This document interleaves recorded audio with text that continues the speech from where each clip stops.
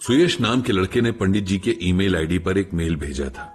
वो अपनी एक बुरी आदत को छोड़ने में उनकी हेल्प चाहता था। वो चाहता था कि पंडित जी गीता ज्ञान से उसे ऐसा कुछ बताएं जिससे उसे खुद को अपनी आदतों को बदलने में हेल्प मिले। पंडित जी ने उसे अपना नंबर लिख कर दिया, क्योंकि जिस तरह की उसकी प्रॉब्लम थी उसके सोल्यूशन के लिए उसकी जड़ को समझना जरूरी था। जब पंडित जी ने इस बारे में सरला जी को बताया तो उन्होंने पंडित जी से मजाक करते हुए कहा कि आप बिल्कुल किसी काउंसलर की तरह बात करने लगे हैं। पंडित जी ने उन्हें हंसते हुए जवाब दिया कि गीता ज्ञान ने उन्हें जाने क्या क्या बना दिया है। सुयश ने एक दिन बाद ही पंडित जी को कॉल कर दिया था। उसने एक बार फिर से पंडित जी को बताया कि उसे फिजूल खर्च करने की बहुत बुरी आदत है।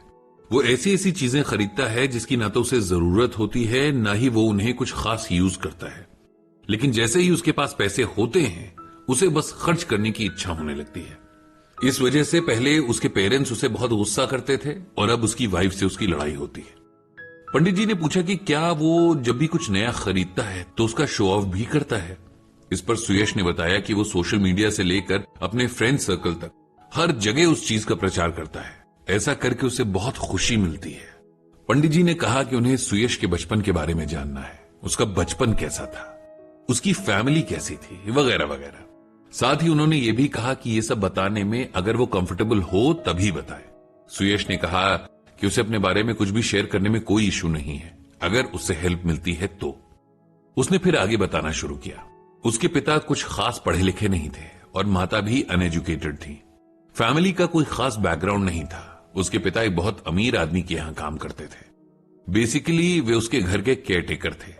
घर में कुछ सामान लाना हो, मेंटेनेंस का काम, सर्वेंट्स पर नजर रखना, यही सब वो करते थे। उसकी मदर वहां खाना बनाने का काम करती थी। बदले में उन दोनों को थोड़ी बहुत सैलरी के साथ रहने के लिए एक सर्वेंट क्वार्टर मिला हुआ था। मैं और मेरी छोटी बहन उसी सर्वेंट क्वार्टर में बड़े हुए। हमें खाने पीने की कमी नहीं थी, लेकिन इसके अलावा हमारे पास और कुछ नहीं था। जिस घर में हम रहते थे वहां हमारी उम्र के 3 बच्चे थे। उनके पास एक से बढ़कर एक कपड़े और खिलौने होते थे। आए दिन वो लोग शॉपिंग करने जाते और जब लौटते तो पूरी गाड़ी उनकी शॉपिंग के सामान से भरी होती। हम उनके रंग बिरंगे शॉपिंग बैग्स को बड़ी हसरत से देखते। कभी कभार हमें उनके इस्तेमाल किए हुए खिलौने और कपड़े मिल जाते थे, जिन्हें पहनकर या जिनसे खेलकर मेरी बहन तो बहुत खुश होती, लेकिन मुझे इस सबसे बहुत बुरा लगता।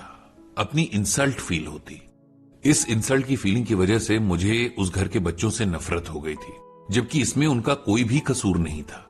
मैं मन ही मन प्लान बनाता था कि कैसे भी करके इनसे अमीर बनकर दिखाऊंगा और फिर इन्हें अपनी उतरन पहनाऊंगा। ये मेरे बचपन की एक नादान सोच थी जो धीरे धीरे बदल गई, लेकिन मैं नहीं जानता था कि इसकी गहरी छाप मेरे मन पर रह जाएगी। मैं बहुत छोटी उम्र से बच्चों को ट्यूशन पढ़ाने उनके घर जाने लगा था। पढ़ाई में अच्छा भी था और कुछ कर दिखाने का जुनून भी था, तो बहुत मेहनत करता था।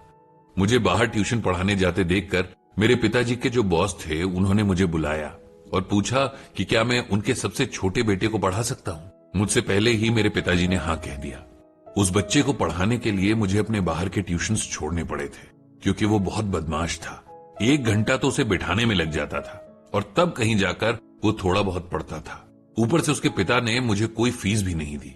मैंने अपने फादर से कहा तो उन्होंने कहा कि ऑलरेडी हम पर इतने एहसान हैं कि इस छोटे से काम के बदले अगर कुछ नहीं भी देंगे तो क्या कर सकते हैं। मेरे फादर के लिए जो एक छोटा सा काम था, मेरे लिए वो सेल्फ रिस्पेक्ट बढ़ाने का एक जरिया था। लेकिन मैं उन्हें समझाने में अपनी एनर्जी और टाइम दोनों ही वेस्ट नहीं करना चाहता था। वो छोटा सा बच्चा था जिसे मैं ट्यूशन पढ़ाने जाता था। वो अपनी पढ़ाई छोड़कर मुझे अपने नए नए इंपोर्टेड टॉयज दिखाता रहता था, जिन्हें देखकर मुझे बहुत चिढ़ मचती थी, जेलसी होती थी, लेकिन मैं ये सब जता नहीं सकता था। एक बार इसी चिढ़ और जेलसी में उसका एक छोटा सा खिलौना, जो कि उसका सबसे फेवरेट था, जिसके बिना वो खाना भी नहीं खाता था, न सोता था, उस खिलौने को मैंने चुरा लिया और तोड़कर ऐसी जगह फेंक दिया जहां से उसे कोई देख नहीं पाए। मैं अपनी इस बेवकूफी पर बहुत खुश था। सोच रहा था आज तो वो बच्चा बहुत दुखी होगा, रो रहा होगा।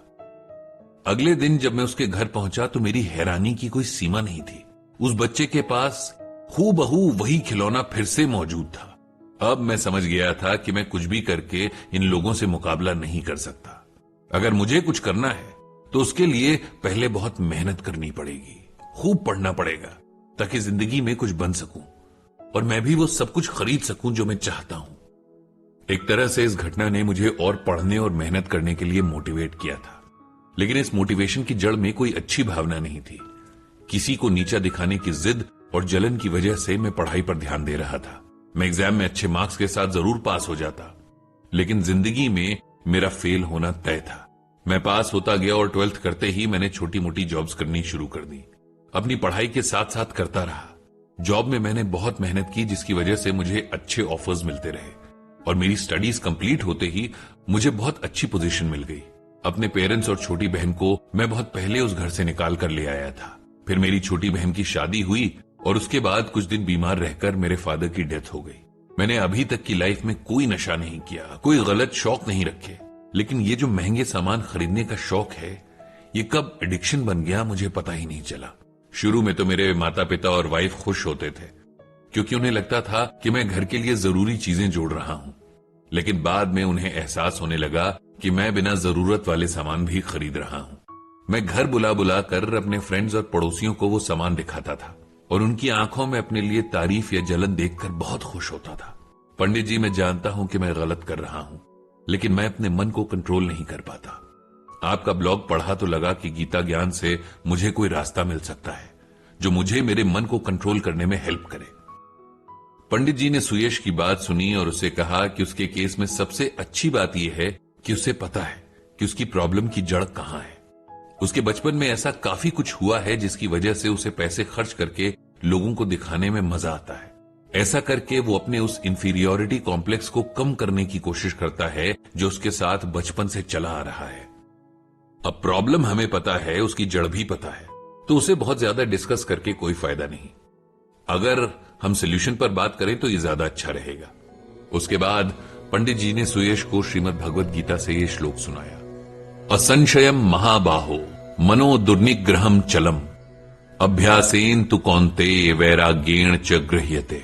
यहां भगवान श्री कृष्ण अर्जुन से कहते हैं कि महाबाहु कुंती पुत्र, इसमें कोई संशय नहीं है कि चंचल मन को वश में करना अत्यंत कठिन है, किंतु इसे सभी सांसारिक कामनाओं को त्याग और निरंतर अभ्यास द्वारा वश में किया जा सकता है। इसे सिंपल वर्ड्स में हम इस तरह समझ सकते हैं कि भगवान भी मानते हैं कि इंसान का मन बहुत चंचल होता है, हवा की तरह। इसे भी एक जगह कैद करके रखना मुश्किल होता है, लेकिन फिर भी भगवान ने यह भी कहा है कि मन को कंट्रोल में करना इम्पॉसिबल नहीं है। इसके लिए पहले इस मटीरियलिस्टिक दुनिया से धीरे धीरे खुद को खींचना होगा, आत्मा और परमात्मा के रिलेशन को समझना होगा। और जैसे कि श्रीमद् भगवद गीता में भगवान ने कई तरह के योग बताए हैं, उनकी लगातार प्रैक्टिस करके ही मन को कंट्रोल किया जा सकता है।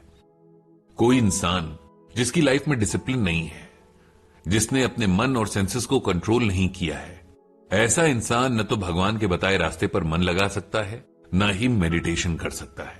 जो भगवान के साथ मन को कभी एकजुट नहीं करता, उसके लिए कोई शांति नहीं है, और जिसे शांति का अभाव है वो खुश कैसे रह सकता है। इसीलिए सबसे जरूरी है अपने मन को कंट्रोल में करना, और उसके लिए उस आदत को छोड़ना जरूरी है जिसमें आपका मन आपके कंट्रोल में नहीं रहता है। उसके लिए सबसे पहले आप अपनी इनसिक्योरिटीज को दूर कीजिए। भगवान ने गीता में खुद कहा है कि जो भक्त सच्चे मन से उनका ध्यान करता है वे उसका पूरा ख्याल रखते हैं, और जिसका ख्याल रखने वाले खुद भगवान हो, उसे किसी भी तरह की इनसिक्योरिटी से क्या मतलब।